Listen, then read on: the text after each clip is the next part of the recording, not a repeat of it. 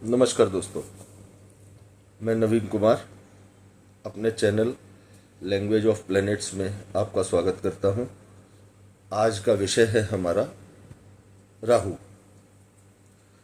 दोस्तों, आज राहु की पहुंच लगभग हर व्यक्ति तक है। कैसे? देखिए, लगभग 70% लोगों की रुचि राजनीति में है।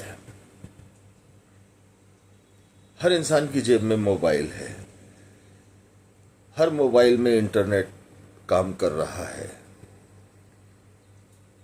दुनिया भर आज के परिवेश में दुनिया भर के षड्यंत्र, उठापटक, शेयर बाजार में गिरावट,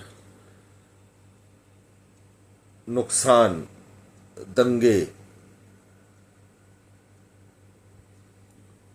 अचानक घटने वाली घटनाएं, इन सब का जिम्मा राहु लेता है।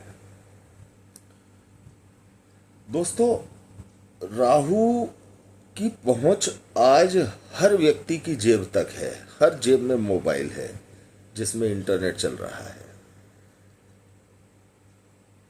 अब आप इस चीज को जरा ध्यान से समझ लीजिए कि राहु अगर आपकी कोई चीज वर्किंग में है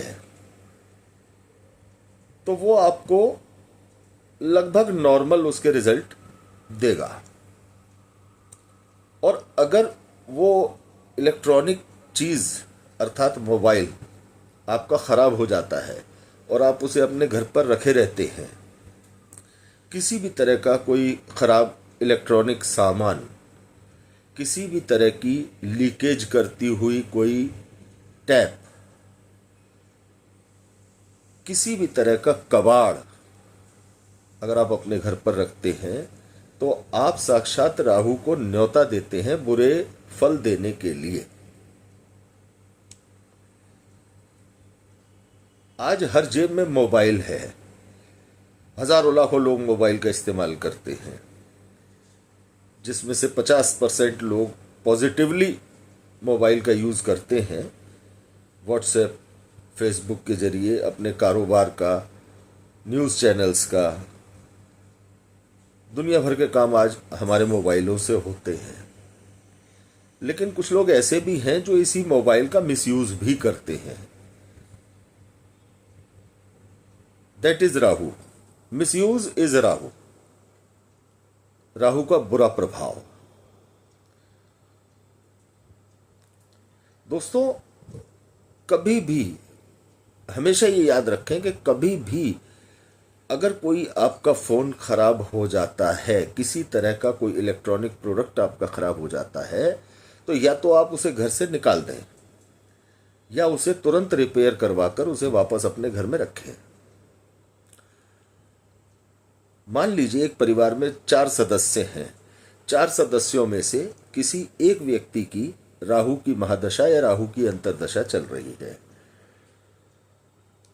और घर में इलेक्ट्रॉनिक सामान अगर आपके पड़े हुए हैं, किस घर की कोई टोंटी, आपकी पानी का नल लीक हो रहा है, तो जिसकी दशा या अंतर्दशा राहु की चल रही है उसको तो बुरे प्रभाव मिलने ही मिलने हैं, कोई रोक नहीं सकता। लेकिन उसके साथ साथ आपके घर के अन्य सदस्यों के हिस्से में भी बुरे प्रभाव आने शुरू हो जाते हैं। राहु अपने पैर पसारना शुरू कर देता है। यदि आपके घर में किसी कमरे में सीलन आना शुरू हो जाए, आपके बल्ब जल्दी जल्दी खराब होने लगे, आपके स्विच खराब होने लगे, वायर्स आपकी जो है इलेक्ट्रिक वायर्स आपकी खराब होने लगे, होम अप्लायंसेज आपके खराब होने लगे, तो आप ये समझ लीजिए कि निश्चित तौर पर ये राहु की चेतावनी है। राहु को यदि साधना है तो इसके सीधे सरलतम उपायों में भगवान शंकर का जलाभिषेक आप काले तिल डालकर करें। ये केवल राहु को ही नहीं, इस उपाय से लगभग सभी ग्रहों को राहत मिलती है। दूसरा, मूलियों का दान करें, तंबाकू का आप दान करें। दोस्तों, दरिद्र वर्ग का आप ख्याल रखें। ऐसे समय में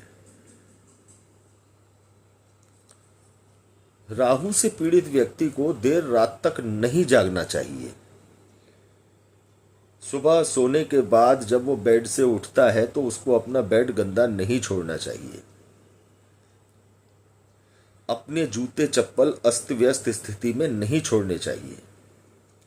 लेकिन ज्यादातर लोग इस तरह की गलतियां करते हैं। यहीं से उनको राहु के बुरे प्रभाव मिलने शुरू होते हैं। दोस्तों, गलती हमारी खुद की होती है, जिसकी वजह से हमको बुरा ग्रह बुरे फल ज्यादा देने की तरफ चला जाता है। तो अपने दिनचर्या में यदि हम सुधार रखें, अपने दिमागी संतुलन को ठीक ठाक रखने की कोशिश करें, तो निश्चित तौर पर बुरे फलों में कमी पाई जा सकती है। विशेषकर जिन लोगों की राहु की दशा चल रही हो, उन्हें देर रात तक नहीं जागना चाहिए। इलेक्ट्रॉनिक अलार्म घड़ी या किसी भी तरह से मोबाइल या कोई रिमोट या कोई टीवी के नीचे इलेक्ट्रॉनिक आइटम के पास अपना सिर करके नहीं सोना चाहिए। अपने कमरे में खराब इलेक्ट्रॉनिक सामान नहीं रखना चाहिए। इसके बहुत बुरे प्रभाव होते हैं। राहु इंसान के जीवन को अस्त व्यस्त कर देता है। आदमी को भ्रम होने शुरू हो जाते हैं, भय, बिना कारण के भय होना शुरू हो जाता है।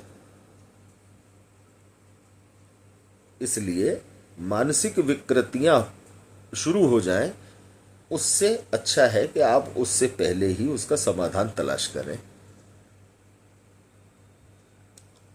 राहु कलयुग का राजा है। अगर आप ठीक से हिसाब किताब से अगर आप अपने जीवन में चलते रहेंगे तो निश्चित तौर पे ये आपको लाभ भी दे सकता है। अब आप इससे क्या लेना चाहते हैं, ये आपके ऊपर निर्भर करता है। तो दोस्तों, अगले एपिसोड में हम आपसे बात करेंगे एक नए विषय को लेकर के। बने रहें हमारे साथ। यदि आपको हमारे द्वारा दी गई जानकारी आपको अच्छी लगी हो तो आप शेयर करें, सब्सक्राइब करें, ज़्यादा से ज़्यादा लोगों तक वीडियो को पहुंचाएं। धन्यवाद दोस्तों।